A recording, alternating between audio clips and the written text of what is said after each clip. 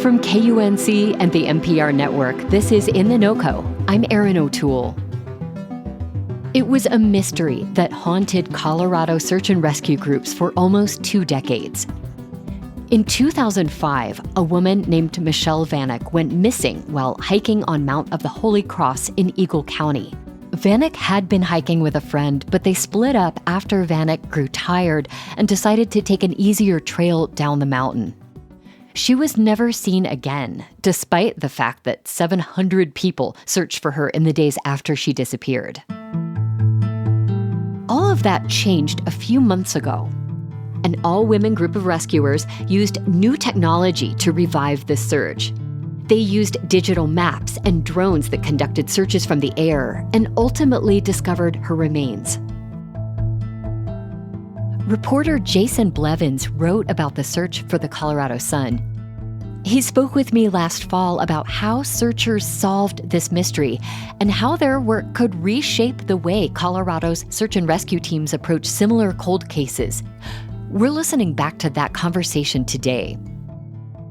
The story began with Mount of the Holy Cross and why it's a challenging 12-mile route for hikers.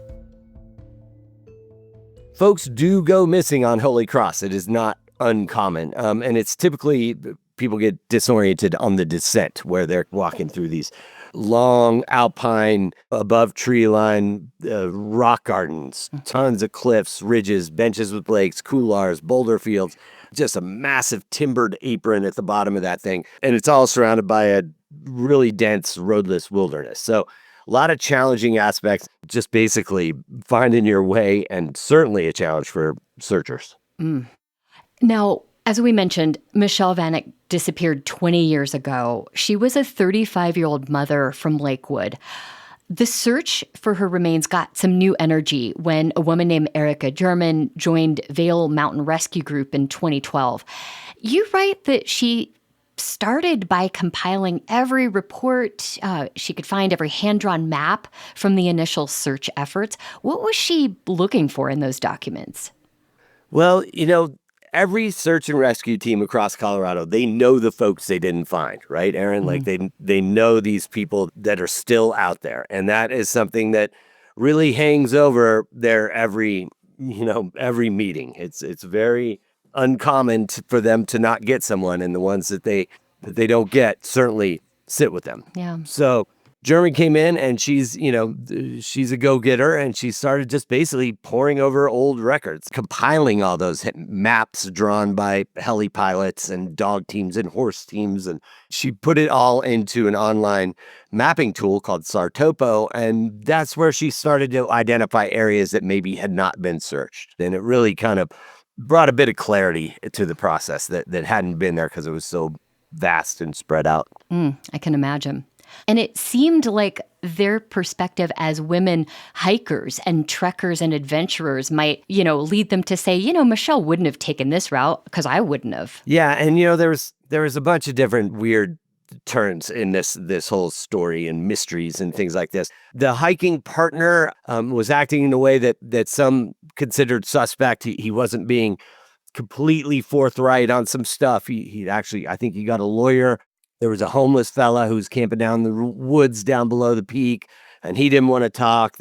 Searchers had found a bag with a shotgun in it. There were a number of sort of weird avenues that people were running off on conspiracy theory styles, thinking that there had been some sort of foul play or something nefarious. So the women were able to kind of look through some dead ends, some false leads, and that's where they found this kind of interesting new approach to searching.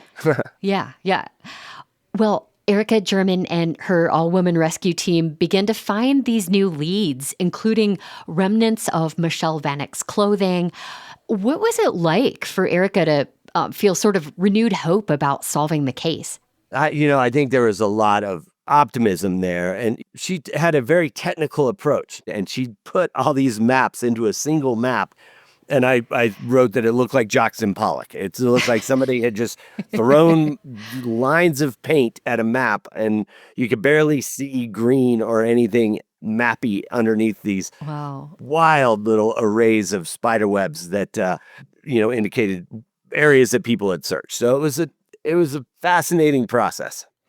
Erica's team did find the remains of Michelle Vanek on the mountain. What was it like for the rescuers when they made that discovery? I think it was very emotional knowing that there's closure. Again, these search teams do not like having people out there. Yeah. This is something that sort of, probably there's a picture somewhere in the Vail Mountain Rescue Group headquarters that they could take down. They're like, we found her, we did it.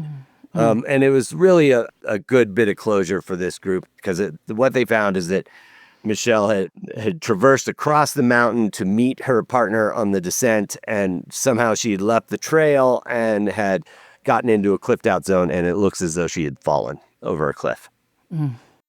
We should note, Jason, the last 20 years have been incredibly difficult for Michelle Vanek's family. It must have been a powerful moment for them and the rescuers to have some kind of closure. Yeah, they still don't really know the answers, but it is a sense of peace. It was a necessary closure. And Ben Vanek, Michelle's husband, back in 2005 said that it was a defining moment in their family, but it doesn't define their family. And he really praised the searchers. And it's always important to note the search and rescue teams in Colorado are comprised of volunteers.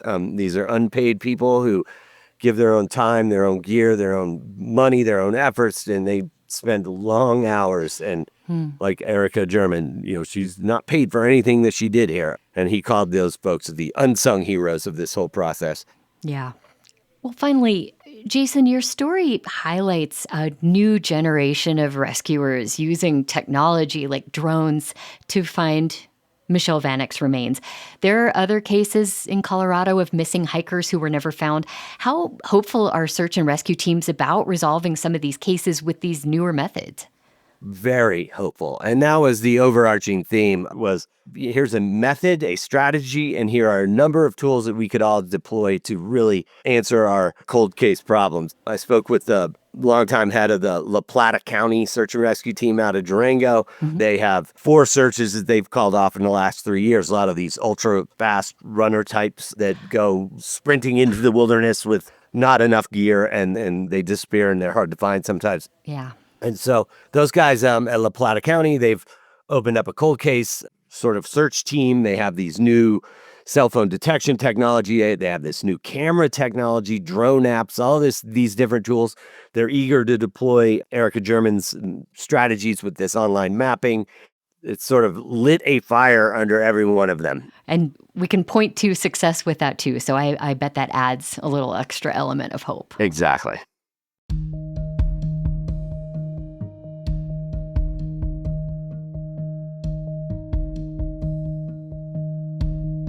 That's Jason Blevins of the Colorado Sun. He spoke with me in October about the search for and recovery of the remains of Michelle Vanek, a hiker who disappeared 20 years ago. We'll include a link to his story in our show notes and at kunc.org. That's it today for In the NOCO. I'm Erin O'Toole. Thanks so much for listening.